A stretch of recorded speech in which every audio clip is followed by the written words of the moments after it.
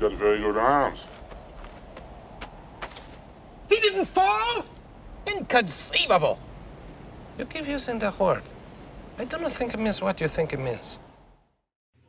Welcome back to Thinking Critical. This is Wes, and this week was the release of Flash 750, and there were some really interesting things about that comic book, and I wanted to talk to my good friend Comics Perch, about some of the implications moving forward, specifically with 5G. How you doing, buddy?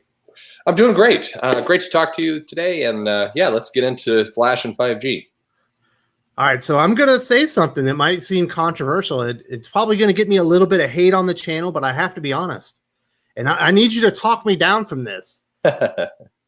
I'm starting to get hyped up for 5G.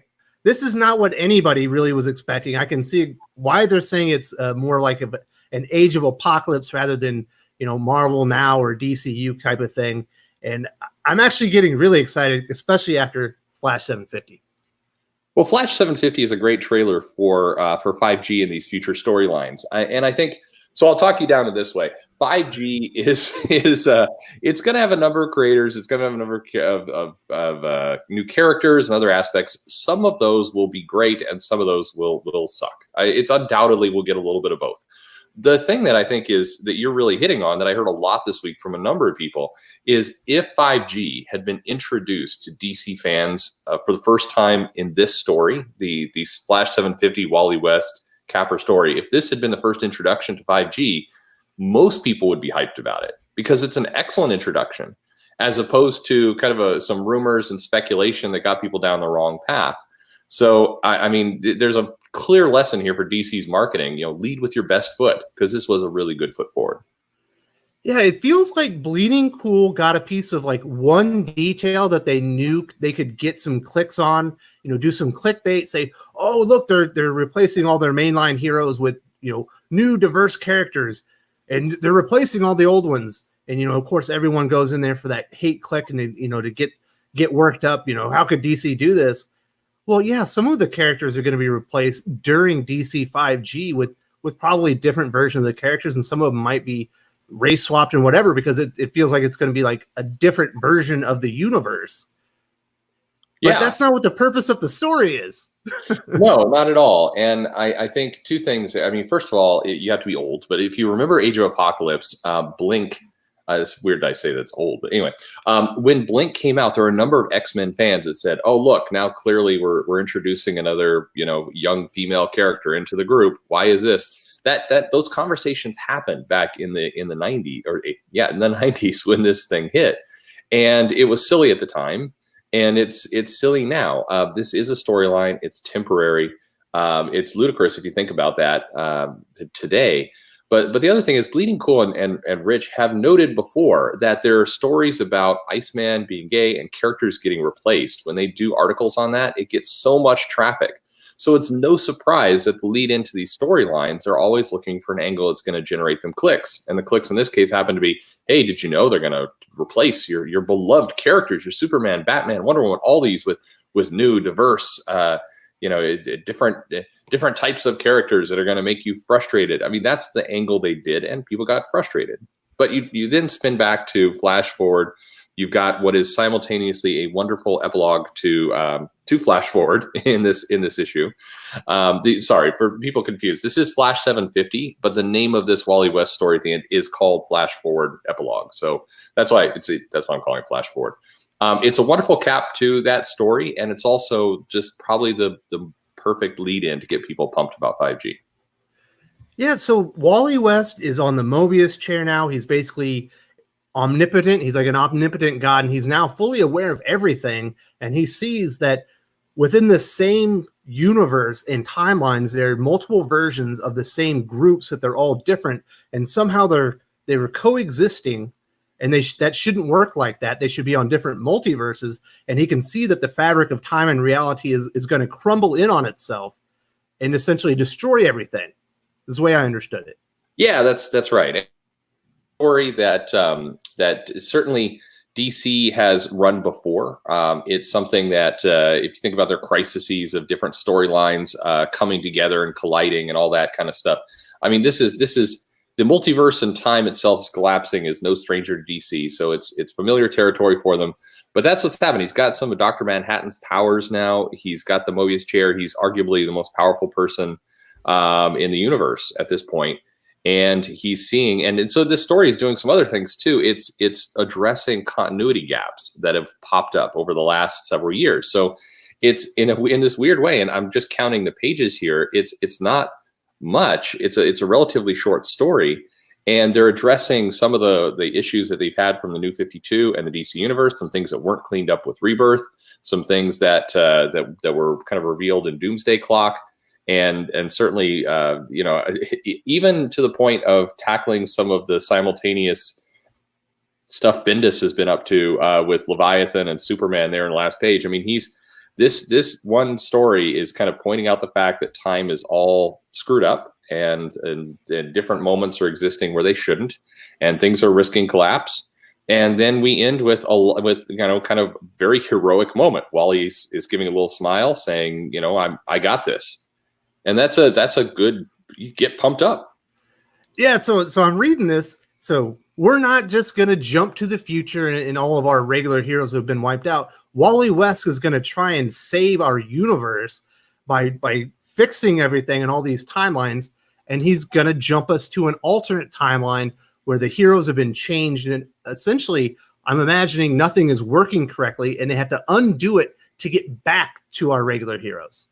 Yeah, I mean that's my guess. I don't, or time is going to have to accelerate in order to fix itself, or you know, in May we saw the first hint of Generation Zero from the DC Previews catalog, and so we're gonna. I mean, you know, you can count. We'll go Generation 1, Generation 2, Generation 3, Generation 4. So that's we can kind of tell the months that are gonna occur now over the next the rest of the year to get to Generation 5 or 5G.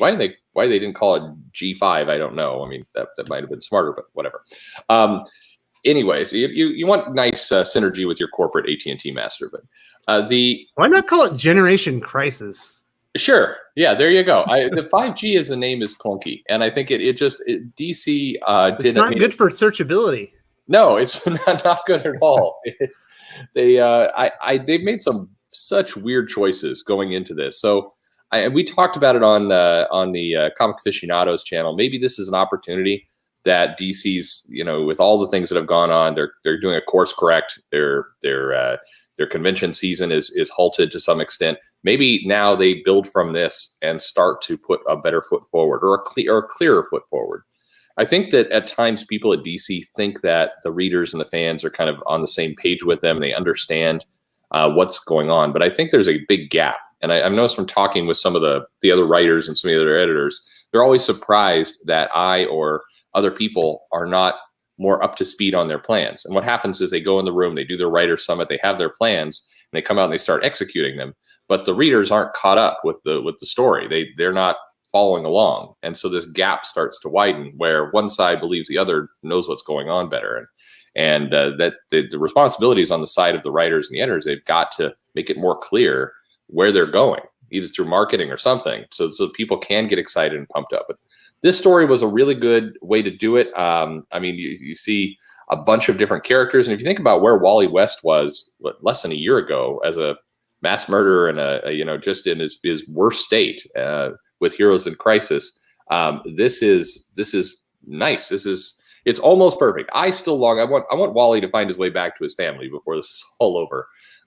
They did Lobdell and Booth did a great job of making me really feel like he lost something major there in making this transition. But other than that, I think it's great. Well, it was certainly a heroic sacrifice when he made sure his children were saved, but he was willing to. It was tough. He was willing to sacrifice his memories and his knowledge of his family to save the universe.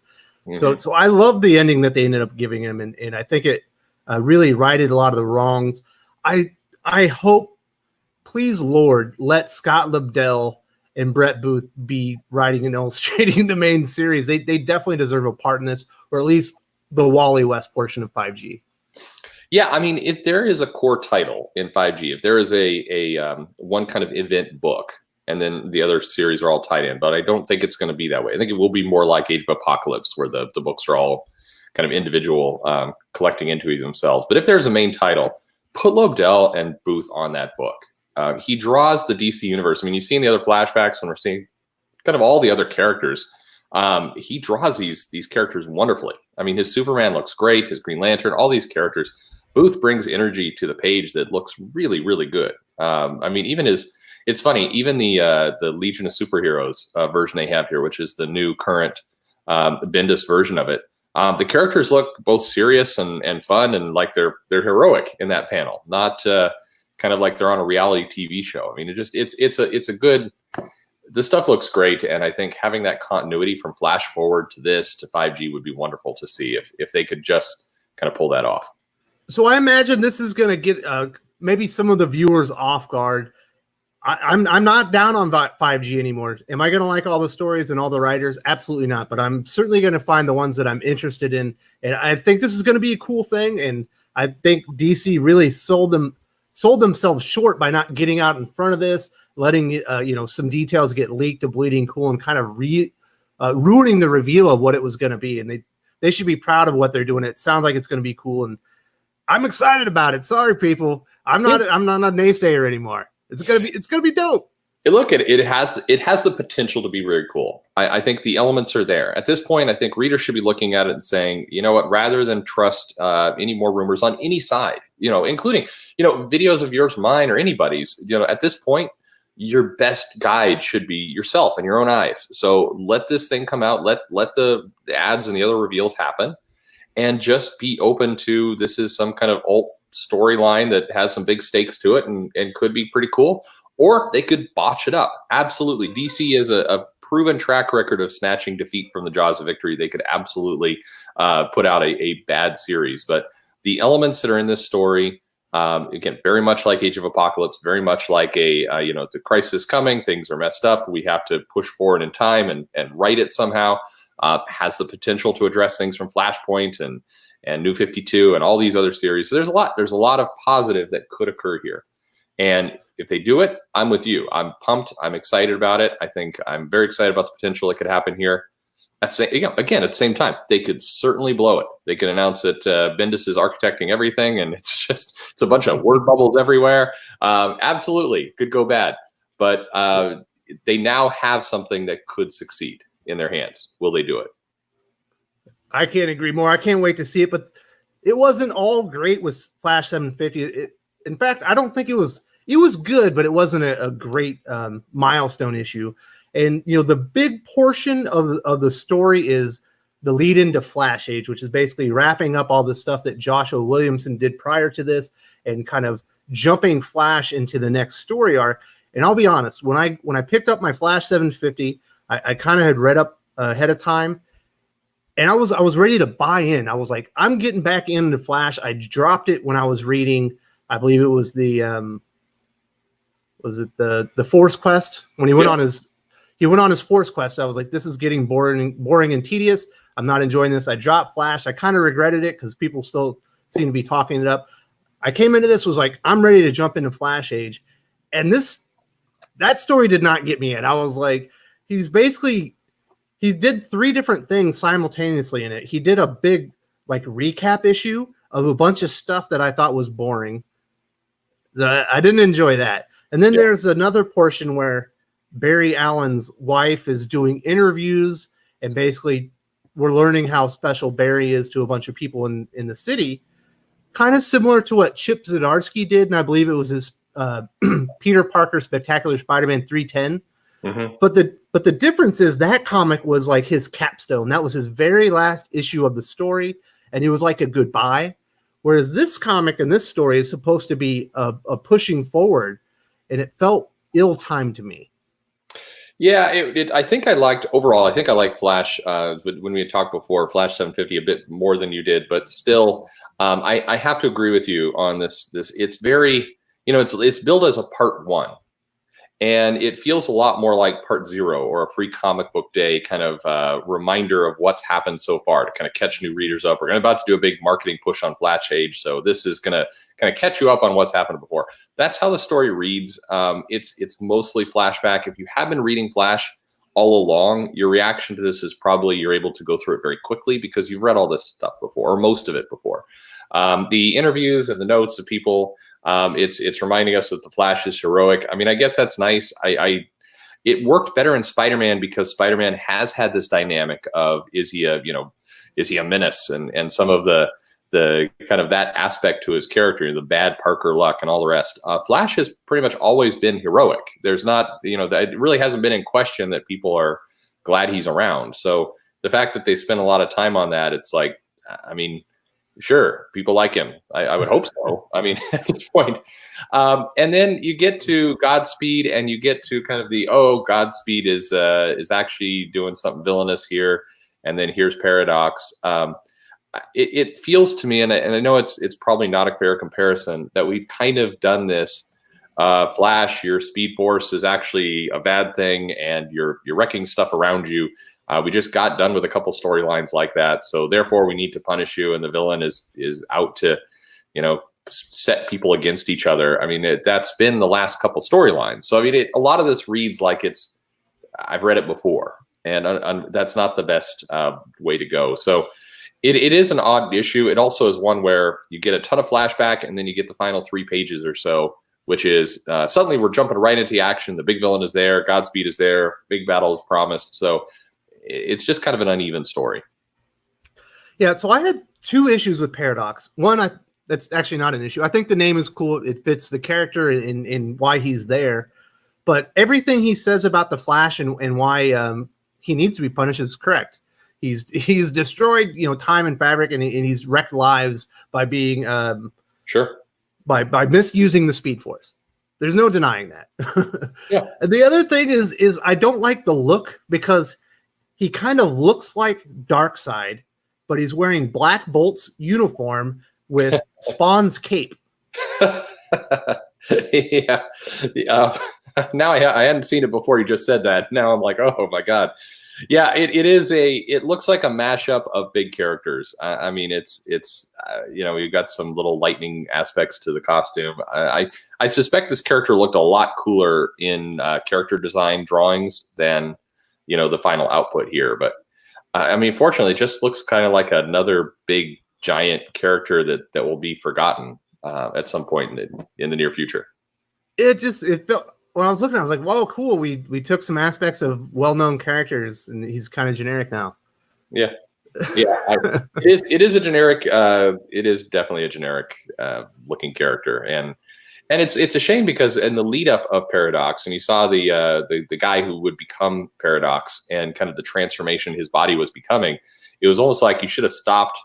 A couple stages ago. It was a more interesting, more unique character. Now we've got just kind of a generic, giant guy with kind of a rotting face and a cape. So, Yeah, so I was disappointed with that. Like I said, I came into this comic fully expecting to be on board Flash Age and jumping back on Flash, because I'm at the bare bones with DC Comics right now. I just re-added Justice League when Venditti took over. I re-added Justice League Dark when Ram V took over. I'm looking to get back into DC Comics. 5G's got me excited, but this just didn't do it for me. I'm not jumping back on Flash, but you win some, you lose some. The last thing I got to talk about, though, is this awesome pinup from Mitch Gerrits. Why is that not a cover, man? It's a great picture. So it's a great pinup. It does look custom drawn for a cover. I mean, it would fit a cover perfectly. I mean, you got to think this is going to be on a graphic novel or something at some point. I mean, it's a fun picture.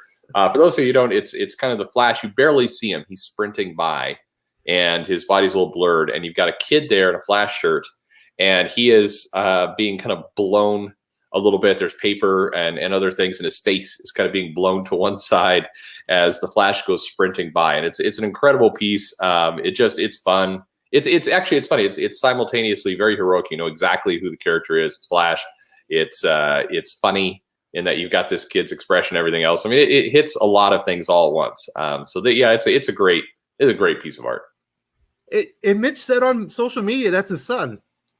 Yeah. How cool is that? Yeah, that should be a cover. It's very cool.